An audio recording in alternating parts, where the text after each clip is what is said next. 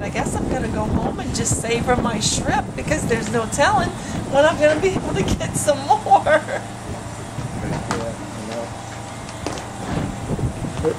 The smaller boats, you take like some of these over here, they'll take like 50 gallons of fuel just to go out there one day. Some 30, some 50, plus 3 or 4 pounds, 100 pounds of ice. And they got to pay for that. And then hopefully you catch something. A lot of times you don't find nothing, you come back and you crash for the day. Some days you do good. You know, a lot of them don't understand that. And right now, you catch a little bit because the season's open, but Saturday, well, a lot of the boats were already starting to prepare, you know, getting their ice, getting their fuel. And then when they found out that the season's not going to open on Monday, they were disheartened because they had invested several $100s. Well, I wonder what's going to happen when they decide it's closed tomorrow and these people are already out. Exactly. Well, that's the hard part. You take a lot of, like in Delcom, a lot of the double rigs, you're looking at $5,000–6,000 to rig up that boat with fuel and ice. And then all of a sudden they told they can't go out. And they can't even recoup their money to cover their expenses.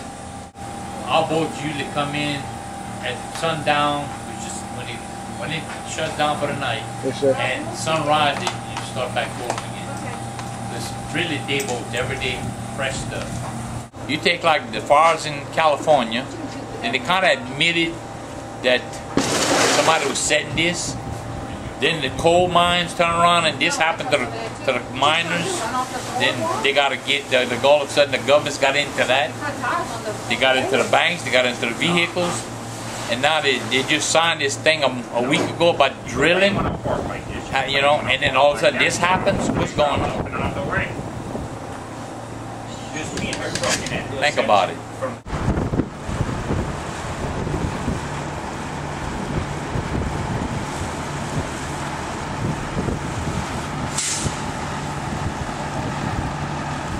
It's a bad thing. It's a man-made accident. It happens. It's going to happen again, and it's going to happen again because as long as people need to gas your vehicles, it's going to happen. Yep. Maybe on a smaller scale, maybe a bigger scale.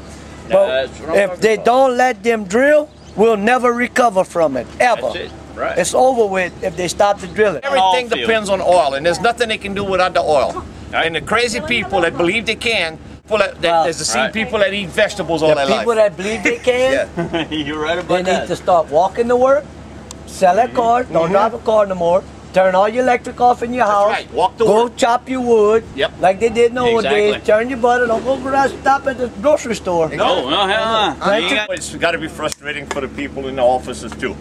Because the secretaries, I talked with the secretary of Wildlife and Fish this morning, nicest woman you can ask for, and I told her, I said, ma'am, I said, listen, I said, this is my living, I said, I know it's not your fault, but listen, I have to cry to somebody. I'm sure they bombarded. I said, would you hear my story? And I told her all of my story, all about that's my livelihood. How I got shut down in October last year because they didn't have any shrimp in August season. The August season was one of the worst seasons we had, the whole season, matter of fact. We got a chance to make us a few dollars. We need to make it while it's here to make. We got this all coming that's going to hurt everything in the next 15 years. We all know that. 15 years after this all hit, we done. Maybe 20 years. We done.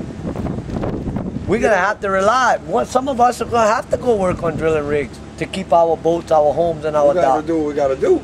All my life I have worked in the oil field. All my life I have been a fisherman. Commercial fisherman. You gotta go back when you worked on the Cap Mike. And you just, when the oil field goes to hell in a handbasket, you go to work. You go to work fishing. You do what you gotta do. We have something special down here. We can fish catfish, we can fish drum, we can fish redfish, we can fish anything. We can shrimp, we can do what we gotta do. But you see, everybody. But if they shut it all down on us, fish likes to drink beer, right? We in a bind. We in trouble. We all like to drink. I got children that do work in the oil field, relatedly. And without the oil field, they ain't got a job. Who's going to support them? You know, I mean, who's going to support all these people that they want to stop drilling? Who's going to support all these people? The government can't support itself right now, the way things are going.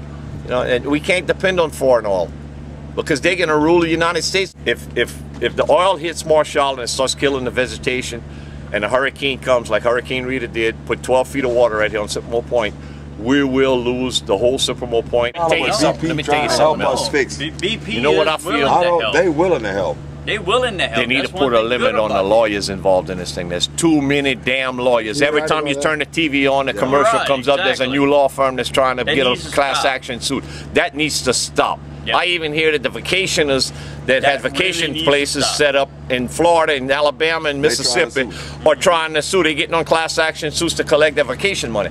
This is not right. The lawyers are not taking care of the people, the right people. Well, like Butch said, you know, if we lose our sanctuaries, our marshlands, our wetlands, we're in bad trouble because that is our breeding grounds. And without breeding grounds, you have nothing. And what you gonna do with nothing? You can't do nothing. They need to continue drilling for oil, which is a crucial thing for us to survive. But they need to get the technology and cap this thing off and fight it until we get it all straight. We just... I talked to my representative, Sam Jones, this morning at my house and asked him if he could do anything to get this season open for us, because finch fish fishermen, crabbers, oyster fishermen, and rod and reel fishermen were still fishing the bays in the seam area where we're going to catch our shrimp. And he got on the House of Representatives this morning, spoke on the House floor, and I don't know how he did it, but he got the season opened. I feel in my heart that it's him that got that season open for us. Talking to the governor and the wildlife and fisheries, whoever was there. You know, I feel good about it. Hey, if we can get 2 more days in, the all's gonna be here.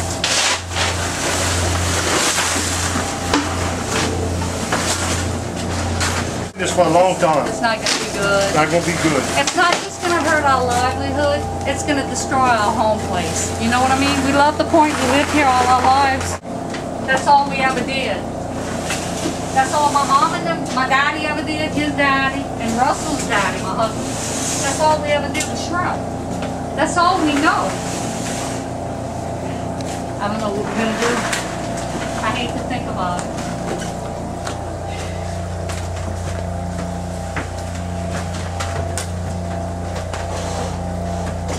Trying to do what we could do right now, because we don't know when we're going to have to get to do it again. Look at the Valdez spill. It's 20 years later, they still got on.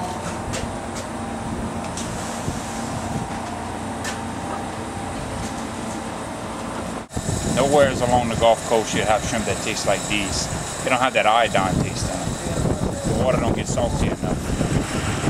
Much better tasting shrimp. Year round.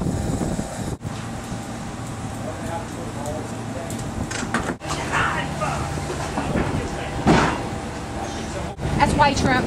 Those little bitty ones were brownies, but the rest of them were white shrimp.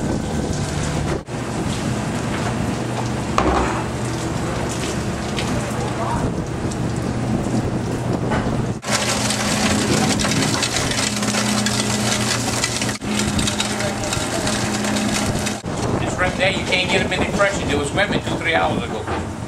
Maybe 1 hour ago.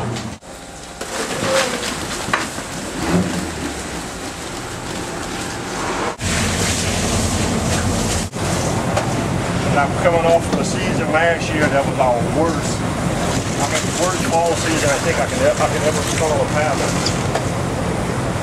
So you add this season on top of last season being bad. Last season. It's not good.